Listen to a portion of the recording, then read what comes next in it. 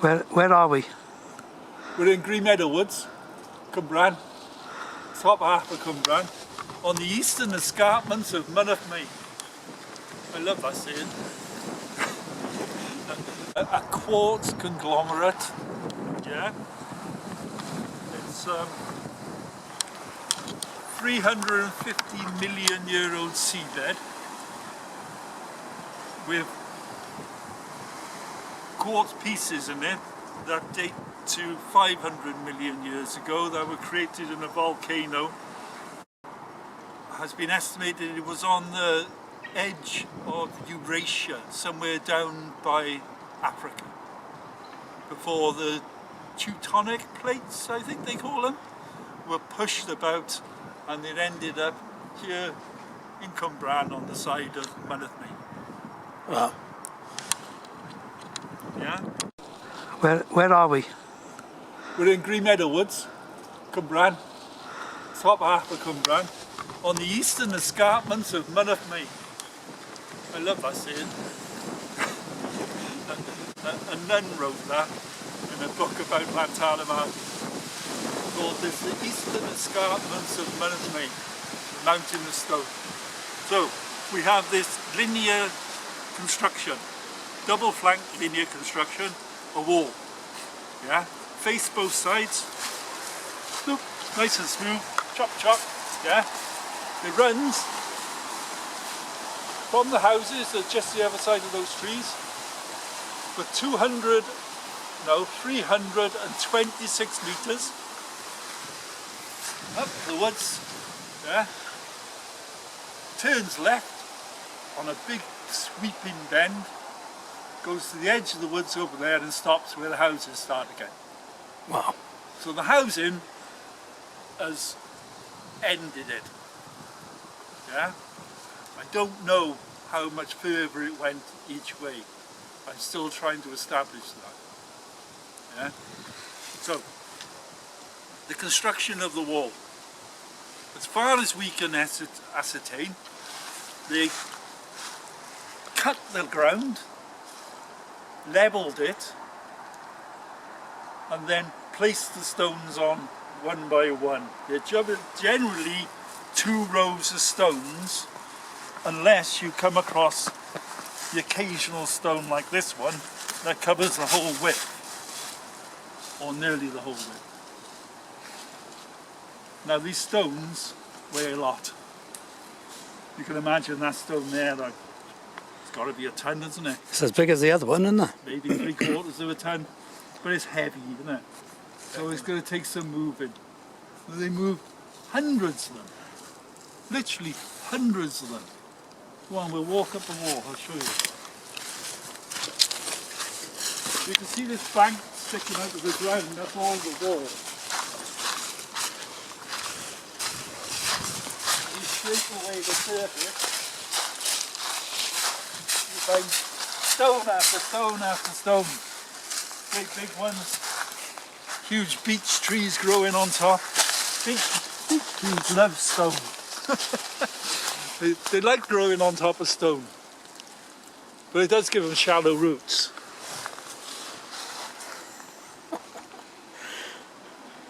But yeah, it goes on.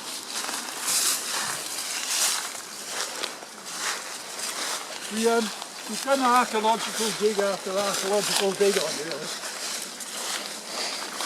and we discovered that where we're walking now is a medieval footpath.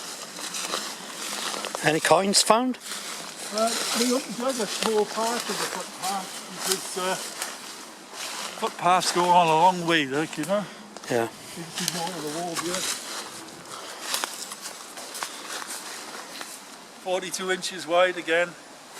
Not all conglomerate. Occasionally you got chunks of sandstone in there. You know? We also discovered that the footpath is lower than this ground over here.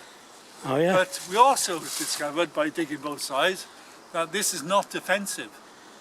This is not a castle wall. This is not a wall to defend anything. Because if it was, there would be a ditch next to it. And a substantial ditch. And there's no ditch. So this is not built for defensive purposes. That's one of the most important things about it, because if it's not defensive, then what is it for? And we have no evidence that it was much higher. We suspect it may have only been about this high. I have evidence of stone being robbed off it,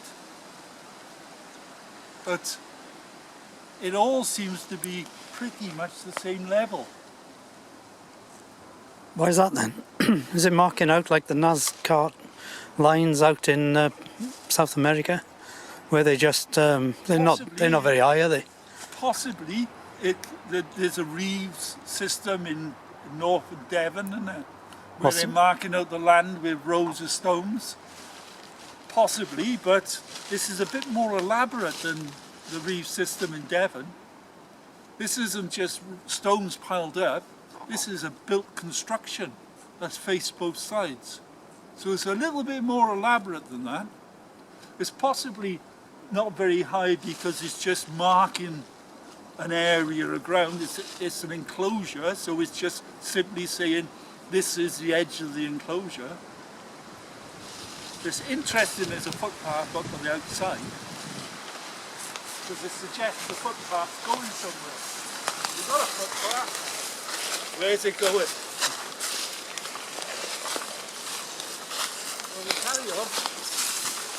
You picked the right route there, Mike. Yeah. The footpath route.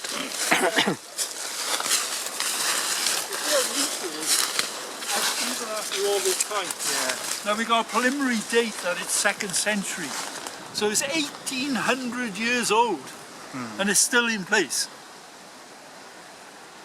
And the width is consistent, isn't it? The widths are consistent. Not only is the width consistent here, it's consistent on other sites. Right, okay. As far as Cardiff or Wentwood, Yeah. it's consistent with, there's a wall up on just below Cwmbran.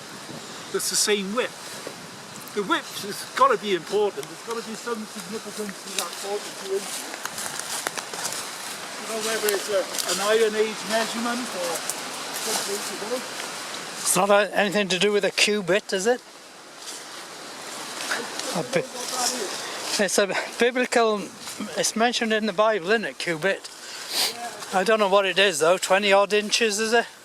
Yeah, it's not a problem, nobody knows. Nobody knows exactly what a length of cubit is, yeah. Carries on up there. We've done a couple of trenches over the wall right here. Yeah. Yeah, so What do they show? we understood the construction of it, dug down the side of it. We must have opened up maybe 10 or 15 trenches in this woods, and we found nothing except the wall. Except the wall. Except building, we found no finds, no pot, no coins, nothing. Oh, we found a musket ball once, and that was it. So this was not built by people who had possessions, which is interesting. Yeah, because the less you find, the older the site. I got him. Because they didn't have pockets then. The first dig we done on here. Oh, there's the wall again. Yeah, the first dig we ever done, I knew the wall come up to here and it kind of disappears into the ground, you can't find it. And then I know it went that way as well. So I figured, right here, there's got to be a corner, isn't there? Yeah. So we put a trench right across there. No wall. Which is a bit of disheartening. So the archaeologists who were working with us said, well, we'll carry on the trench down that way and see what we hit. So we carried on the trench there and we hit the wall underground, yeah? And then we trenched across that way as well, and we discovered that it wasn't a corner, there was a huge sweeping curve. Ah. Which is interesting because not everybody built in curves. No. The Romans didn't build in curves. They like corners. But the Iron Age people like curves. For the Druids. Yeah, they're the Iron Age people, the tribes, they had roundhouses. Not square buildings, That's they right, were yeah. round ones.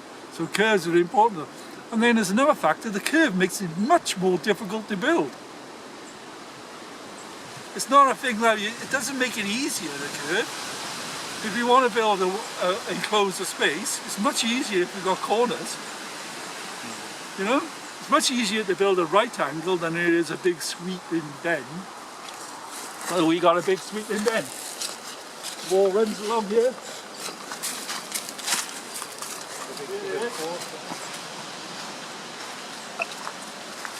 It's interesting, yeah? Goes up and down.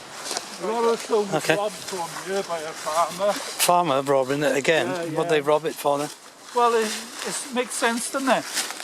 If it's on your land and you need it, you use it. Well, they have done for millennia by the look of it. Yeah, of course it I is. was going around Caerphilly Castle on Monday and they apparently built Castle Cocoa to Caerphilly Castle. The wall runs along here.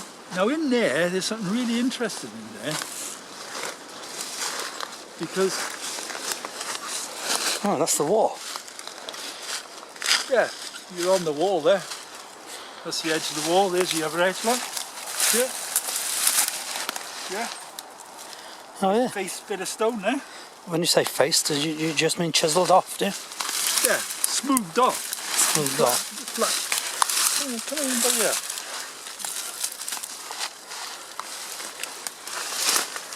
Oh yes. Oh, See it's it? like a concrete block. Under there. Yeah. Over by there. Yeah. And right round there, there's a circle of stones lying in the ground. Big ones. There's about 8 or 9 of them. They're all scattered around there, as if they've been pushed over. Who's been doing that? A big stone under there. Yeah. Now we never worked out what that was. We dug it, we uncovered a big area, and it looked like there was almost like a spiral of large stones lying on the ground. We had no idea what it was for. What year did you carry out that dig? That was about 10 years ago, that one. The last one we done in here was 8 or 9 years ago, I think. Yeah. So that was and then disappeared. It stopped. It's gone. This is the end of the wall. We thought it was, anyway. I thought it was. Yeah. And then we realised it isn't the end of the wall. It's going that way. There's a little bit missing here. And then it runs up here. Yeah, it's going off at a slightly different angle. So the cocker through there. Here it is again. Going through here. This is really interesting. We put a big trench over this. It's a really interesting spot. A bit of water. Yeah, there's the walls running through here. This is really interesting because if you look up there, you can see there's a stream bed running down through here. See the dip in the ground? Yep. Yeah. And it's running straight up the wall. Yeah? Now that's a problem for a wall. Because water is one of the things that'll take a wall down. Water and wind. The two enemies of any wall, yeah? But when we dug this, we discovered the stream bed. It was like a little channel of silt. Water, like, you know, where it's been running for years. And you get like a little sand deposit in that sort of shape. And over that, the wall was running, but there was one stone, it's in the ground here somewhere, that was this shaped, like a little arch bridge, and they channeled the stream through there. Oh, no. So it went straight through the wall, they run across here, down to where the dip in the ground is there, yeah, and then down now into that ravine. Yeah, it's all lined with stone, tons of stone for this little stream to run down there. Got to the bottom of the ravine, there's a square construction, 3 meters square, and it's got corners. A well? Yeah, it's only a meter deep. and out of the middle of it there's 3 springs bubbling up. Ah. Right? So you would have had a metre deep, 3 metre square body of water at the bottom of a ravine. Another channel running in that way, so there's 5 springs feeding this little square swimming pool. So we know it's not for animals because it's at the bottom of a ravine. You don't put animals down the bottom of a ravine to water. We know it's not for people to drink because it's too big to cover. You've got to cover the drinking water for people, otherwise all sorts of things die in it. Birds and stuff, you know, and it becomes septic. So we don't know what it's for. We only can imagine it's ritualistic. Yeah, like the Baptists. It could be a Baptist pool, or it could be something even earlier, a site of worship. What's interesting about it is the wall carries on along there, yeah. The well's down there, or the, yeah. So it's down in that ravine, walls enclosing it in. There might be an entrance through the wall by there, we're not certain. And then there's this. Yeah. That gets even stranger now. Yeah. It's really weird. Yeah. Right? So you've got this medieval footpath where it's not here, you've got this 42-inch wall running all the way down there. It runs till it comes to the end of the woods, just over by there where the housing has destroyed it, yeah? 42 inches wide, same as the wall down there. 326 metres of it to get to that point. Right. Yeah? And then there's this. Now, it looks like a pile of stone, doesn't it? But what it is a bank that runs across there, and in a kind of square, semi-curve, goes around that way. Yeah? And this bank creates a level plateau of ground, which is that there, up there. Yeah? And this bank is revetted with stone. So these are plates lying down on the side of the bank to hold the soil in place. So you keep your plateau. Right. And there's not one of these, there's 2 of them. There's another one up there, like that. Yeah? And then round those 2 plateaus are these marker stones. I'll show you them. Come up here. There's one. There's about 8 of them. That was fun. I don't know if I put my hand behind you just in case. Some of them are massive. There's 8 of them. They're about 1,500 feet apart. I think that's a measurement. It's a long time since I measured it. So they're all roughly spaced right round in a big oval around these 2 plateaus. Yeah? Is it something oval here then? Right. Yeah. So, Can you see it like here? initially, Like the the very trees. first dig we done in the woods, I was always a bit suspicious about this area, right? And I was the one lucky enough to decide where we were putting trenches. So I said to them, let's have a trench by here, let's see what's by here. Because this looks really strange. A bank there, all stone, revetting it. What's this? Yeah. What's here? I thought there might be a building here, like, you know, because it made sense that if you're making a flat area and you're going to hold the soil in, then you put a building on it. Yeah? So we've done a little trench here, and all we found was a fire. A little hearth where someone had placed stones around it and had a little fire in it. And then we discovered that coming off the fire, there was a cut, what the archaeologists call a cut. So when you dig down through the soil, you can see someone's cut into the soil, cut a trench by the side of the hole you've dug. Do you understand what I'm saying? Yeah. So you can see the earth's been disturbed. And it was a trench running like that in a curve over here. In this longer trench we had here. So we thought that was really strange. But we came to the end of that dig, so we couldn't investigate any further. But in the little hearth of fire, there was charcoal. So I got a chunk of that, Oh, and we sent it off to Cardiff to be tested, carbon dated. And it came out that they were roughly saying it was somewhere around 1600 that fire was built. Yeah, about 400 years ago. Yeah. So that was that. That same dig, we found a musket ball in the well down there, which was about the same date as this fire.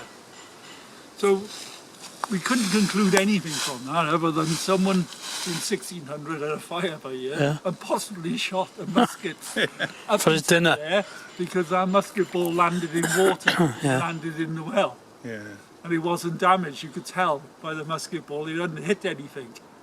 So it must have gone up in the air and landed in water, because even the impact of hitting the floor, there wasn't a dent on it. Yeah. Unless someone, there was a fire indent on it, so we All knew right. it'd been fired, fired, yeah. but we knew it hadn't hit anything. Yeah. So we couldn't do any more of that year. Then the following year we came back here with some different archaeologists and some new funding, and we decided, right, we're going to work out what this trench is and what this is, and we're going to see if there's a building here or something, because we knew there was these marker stones round it, and we knew that the bank was there and it'd been revetted and they'd made these plateaus, so there must be something here, isn't there? So what we done, we opened the trench there, from here across to here, and then round in this huge semicircle. We quartered the whole area and we went down. I mean, and that was, we had about 12 diggers here, we had 3 archaeologists, yeah, and we went down with a fine tough comb through the soil. Little bit at a time, inch at a time. Took us about a week. Oh. Yeah, and we got down to what they call the natural, which is a mal. It's a kind of compressed clay, which is mal is like half stone, half clay. Yeah, and you know that's been there since the Ice Age. Yeah. Has that stone been carved over there? Well, hang on. I'm jumping ahead of you, am So I? we get down, and in here we find all sorts of stones scattered everywhere.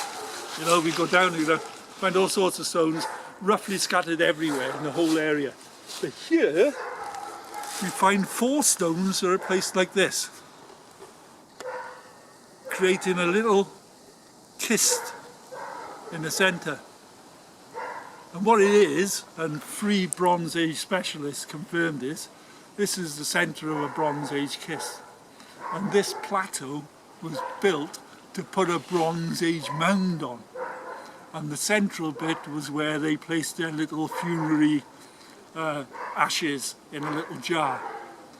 And that cut was when someone robbed it in 1600. This would have been a burial site. This is the burial mound. And this is a huge burial mound. This would have been 15 foot tall of stone, Right. 20 foot across. So you're up there somewhere of a mound of stone, yeah? And it's 20 foot across and it's a huge oval of stone. And that would have been of someone of importance. Oh, massively Yeah. important. Yeah. But not only was this here, there's another one over there. And that's what these 2 plateaus were about. They were to put Bronze Age burial mounds on. So we're Bronze Age burials now. We're back sort of 3,500 years ago. 1,500 BC. Yeah? Which makes another mystery, because archaeology is like this. Every time you answer a question, yeah, it gives you 10 more. You can't just answer the question and think, oh, that's it, we know now. We can go home, because it don't work like that, because as soon as you answer a question, you've got 10 more.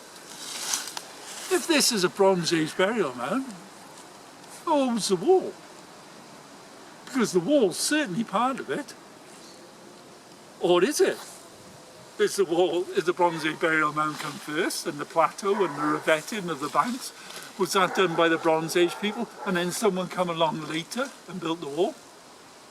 Our leading archaeologist thought that. He thought, hang on, this was just here, and the Cistercians were building the wall for a different purpose, and they just respected it and went round it. Why would the Cistercians build the wall then? Well, Grange boundaries. They built huge ditches and banks all over South Wales to mark out the boundaries of their farms, because their land was given to them by the local lord, so they built these ditches and banks and walls everywhere. Yeah, but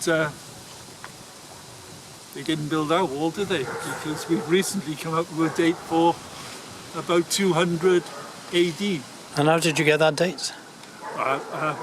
That OSL or OLS, hang on, I'll try and remember how to pronounce it. Stimulescence, optical luminescence stimulants, I think it's called. What they do is in the dark, they put a dark cover over themselves, they dig under the wall and they scrape out a bit of soil, and then they whack a tube into it, yeah, a piece of scaffolding pipe. You whack that in and it takes a core sample out of the wall in the dark. Yeah?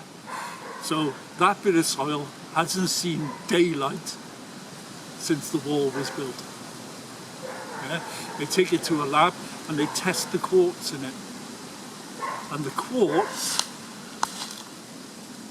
it's not daylight actually.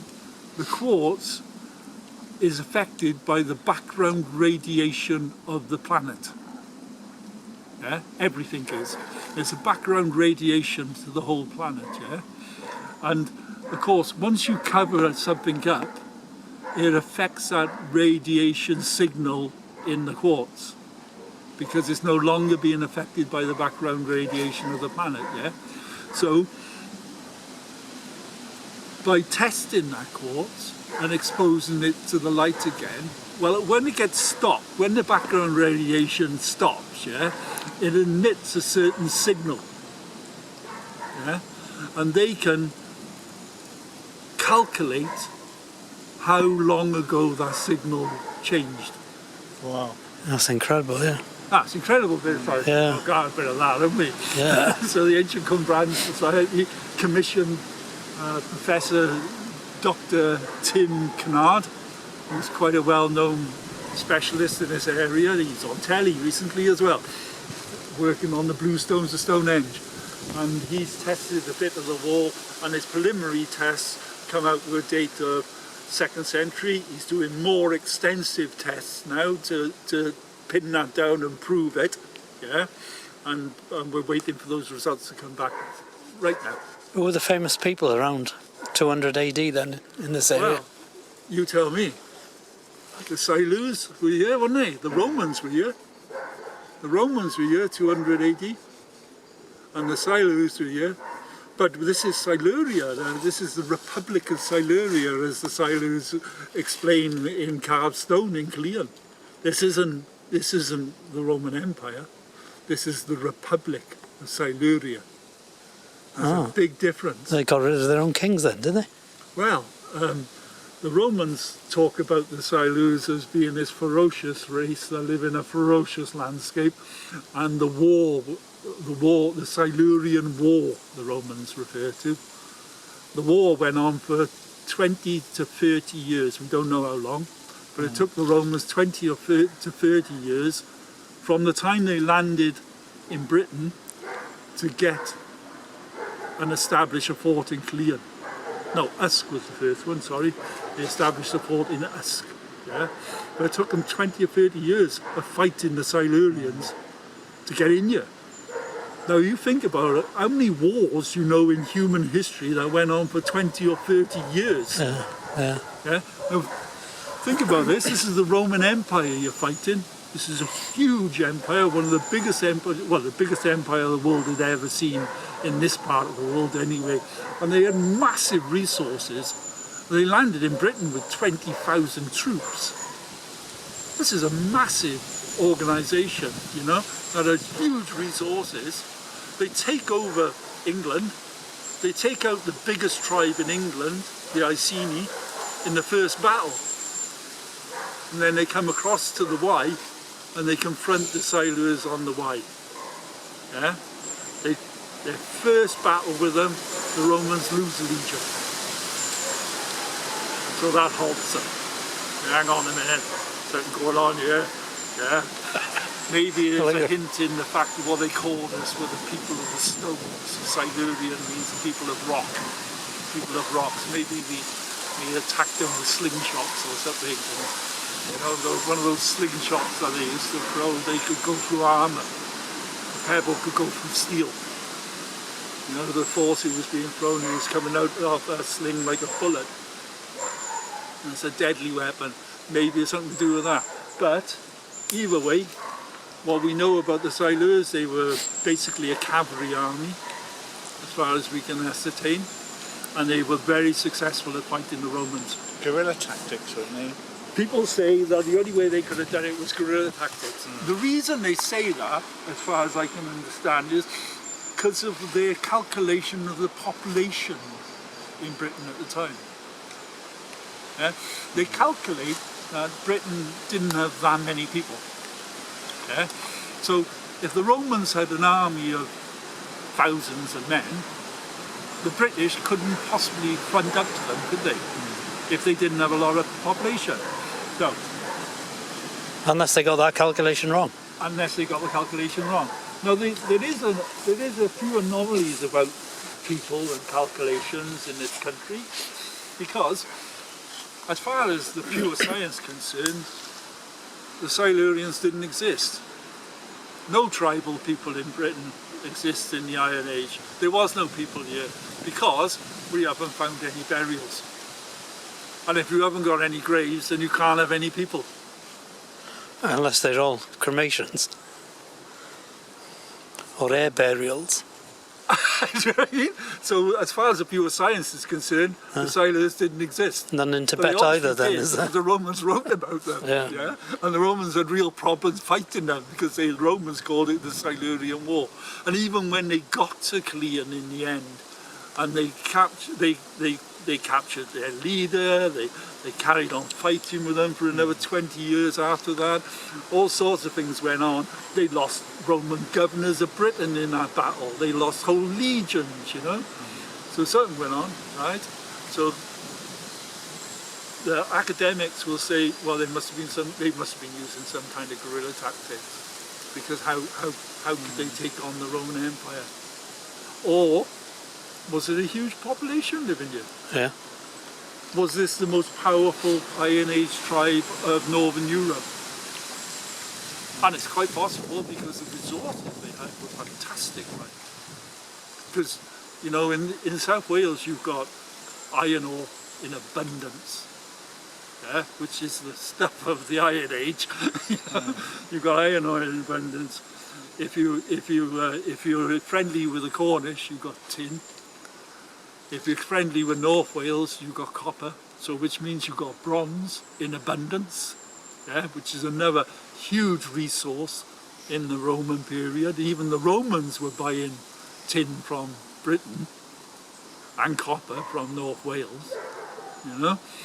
Then you've got this fantastic farmland, because the plains of Gwent produce twice as much food as anywhere else in Europe. In fact, Britain the ground in Britain, the soil in Britain can produce twice the food of any other soil in southern Europe. That's why the Vikings lived it here, didn't they? That's why the Danes were here, exactly. Yeah. So you've got these huge resources, you've got abundance of water in all of Gwent. Yeah. You've got a wonderful abundant landscape. Gwent is it's a really strange place. Gwent is one of the few places that you could actually live off the land all year round. There's enough food here that just grows naturally for you to have bread and have all sorts of vegetables all year round. There's woods here. You could oak trees, for example, you can make flour out of acorns. Do you know that? Yeah, I've heard of that. You can make a bread out of acorns. Beech. Feed your pigs. Beech. Yeah, you can make soap out of beech leaves. Do you know that? Beech Didn't know that one. See his leaves? Yeah. The chemical that comes out of them if you soak them, called sophia. You can make soap out of it. The Romans didn't have soap until they came here. The British had soap. We were much cleaner. You could have had a huge population here, a very powerful, established kingdom. You know? Did they go as far as the Glamorgans then, all the way down to Swansea? As far as you don't know what the Silurians' lands were. I believe they went. This is my personal belief, yeah, and other people might argue this. I think Silurians' land were to Bath, yeah, to Gloucester, yeah, to Swansea, yeah, and to the south of Somerset. I think they had the whole area around the Severn Estuary. Wasn't the area of And Cwmbran? that's another reason I think they were very rich and very powerful, because of the trade of the Severn Estuary. It's the super highway of that era, wasn't it? You know? Yeah. It's the first place you hit if you come round the coast of Europe. Yeah, and that Vale of Glamorgan's just one large flat landscape, isn't it? Massive, Great for massive farmlands, grazing horses. You know? Because what wasn't Cwmbran? I know that was like a market town. Yeah, it's because and that was Siluria, introduced. the market town of the Silurians. They tried to educate them, didn't they, the Romans, and to try and introduce coin, didn't they? Well, yeah, there's no evidence of the Silurians having coin ever. Right. And general academia says, well, you can't really have a society without coin, and you haven't really got a culture. But that's just not true, is it? No, because barter culture's millions going of on now, people, isn't it? traded for thousands and thousands of years with no money. Yeah. You just establish the value of something compared to the value of something else, and you barter and you trade. But that's what the Romans tried to do, though, didn't they? They tried They to did implement. introduce They did money. introduce. And yeah, the reason they introduced money was because the Romans, in truth, the Romans were the first real capitalists of Europe. Yeah. And if you've got money, it's much easier to regulate your taxes. Yeah. It's really difficult to regulate taxes if you haven't got a value system with Yeah. money. Yeah. I mean, Can't you wouldn't. maintain social order, can you? No, you can't get control. You know, and the Roman farming system they introduced, the Trev system, was about control. It was about taxing the farmers, you know. And they come to Britain because they thought Britain was the centre of mineral wealth. When they got here, they realised that it was the breadbasket of Europe.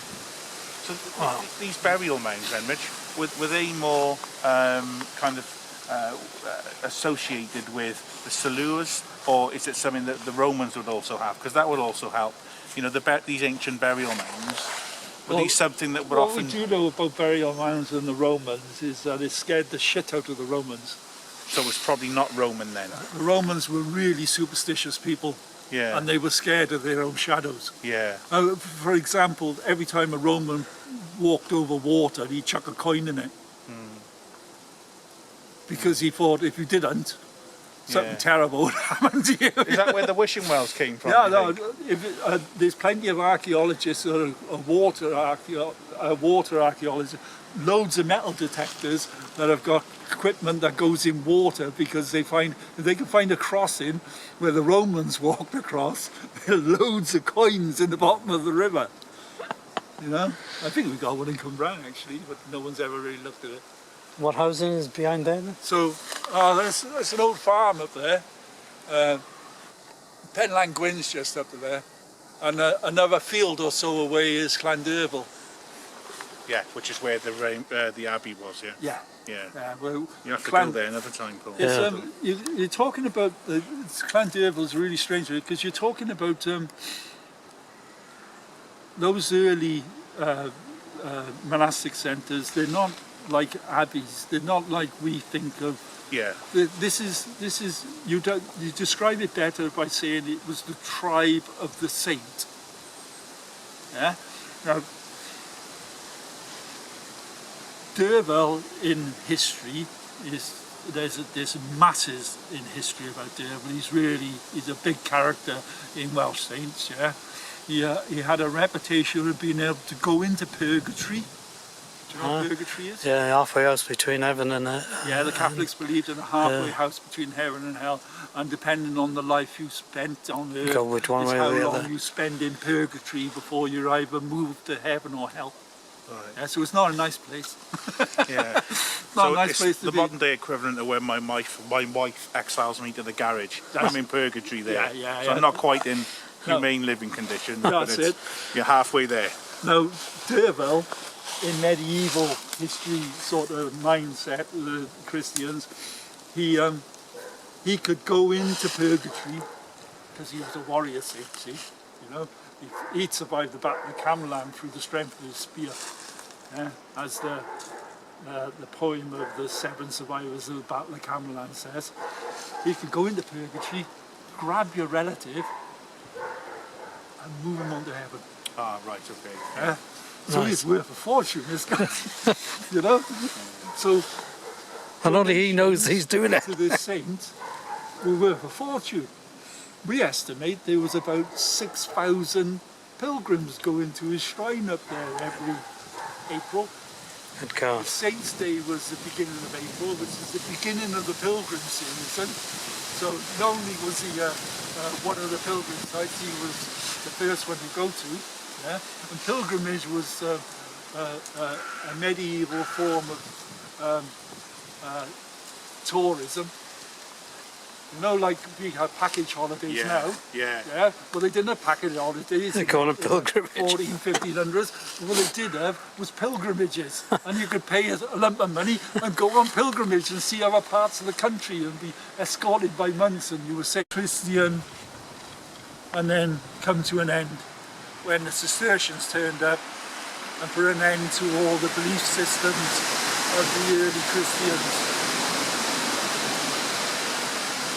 A religious site then, from a long time ago. And I think the wall is possibly some kind of temple site. And I think it's Druidic that is adopted by the Christians.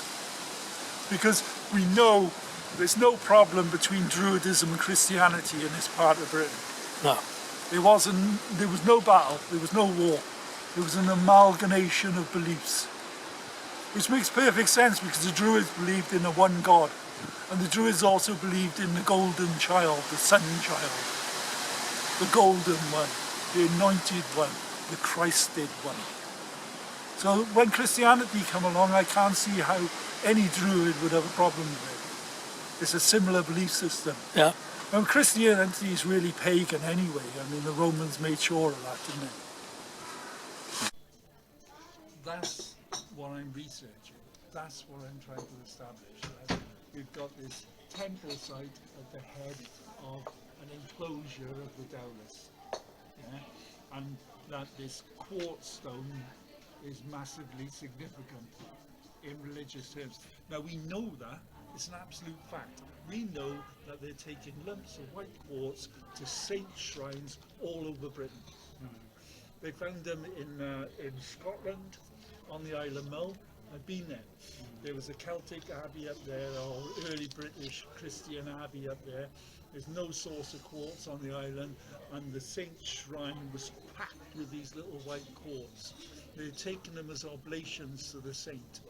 We know that the early Christian burials in Cardiff, at Cwmbran Cathedral, no grave goods in these early Christian burials but a lump of white quartz.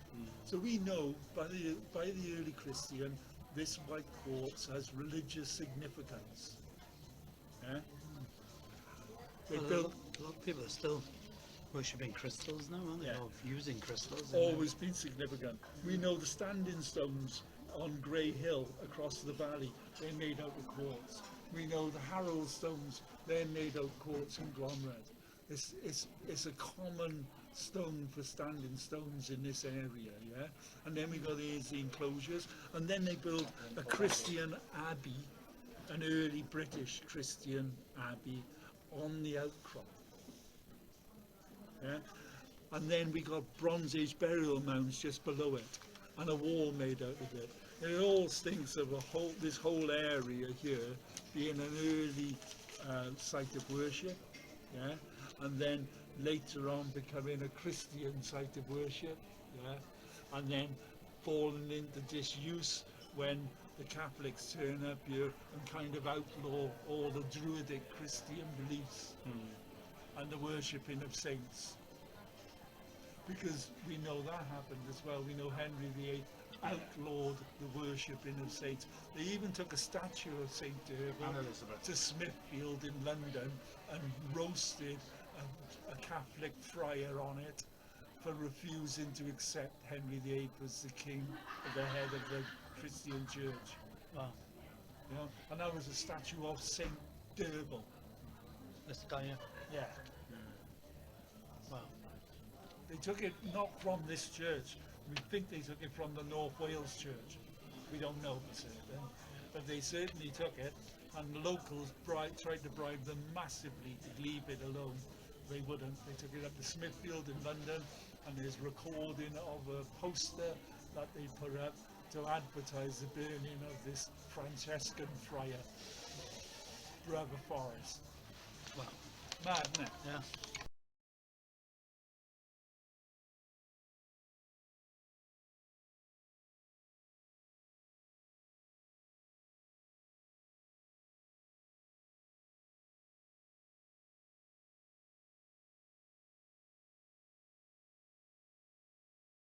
So how do you think they were moved in ancient times then? Well, we had an archaeologist who was a specialist in walls come along, and he was looking at the walls in the woods, I'll show you in a bit, and he suggested that the only way they had of moving large objects was with oxen.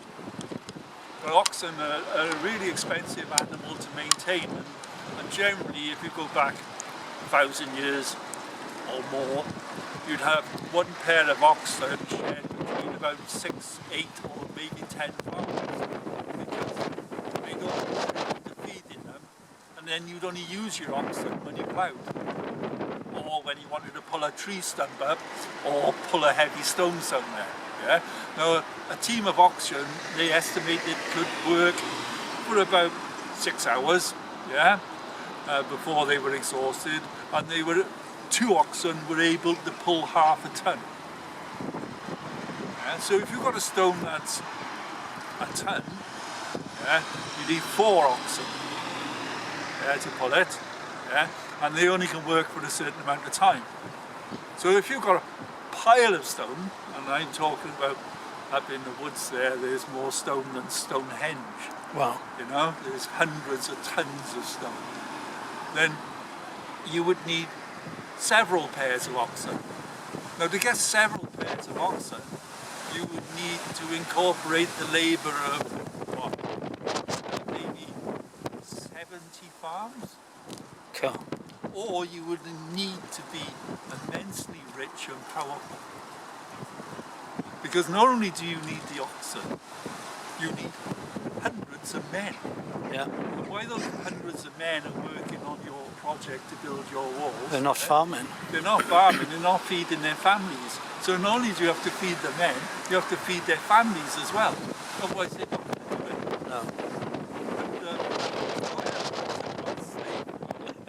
And, in Wales, Yeah. in that area. Well, even in Egypt, they don't think the They wasn't pyramids were slaves. built by No, slaves. They know No. now that they were employed masons, Yeah. wasn't it? And they were a middle They were class. doing it in the downtime when the winter period or whatever it was, equivalent of fallow. And I'm sure there was something similar going on in the rest of the world, you know. Yeah. But yeah, so there's something really significant about the walls in this area and the other walls in the other areas across South Wales. There's something very significant about them, and they're not ordinary farm walls. We know that the archaeologists call them double flanked linear constructions, which simply means, a linear construction means a wall, a building in a line, yeah? But double flanked means it's faced on both sides. Right. Now to face a wall that incorporates stone that's nearly as hard as diamond takes some doing, doesn't it? Yeah. And takes some time. And Yeah. why would you do that? Why do human beings spend lots and lots of time making something look pretty? What reasons has that been done in the past? I'll just make a statement, didn't it? Yeah, well, Look who I am, look what I can do. it's it a statement of power, or it's a statement about belief. Any of the ancient British Welsh words point in that direction? Of power. Yeah, like enclosure you were mentioning. The mountain there is called the Mountain of Stone, which is interesting, isn't it? Yeah, On the end of that mountain there's a place called Cwmbran, right.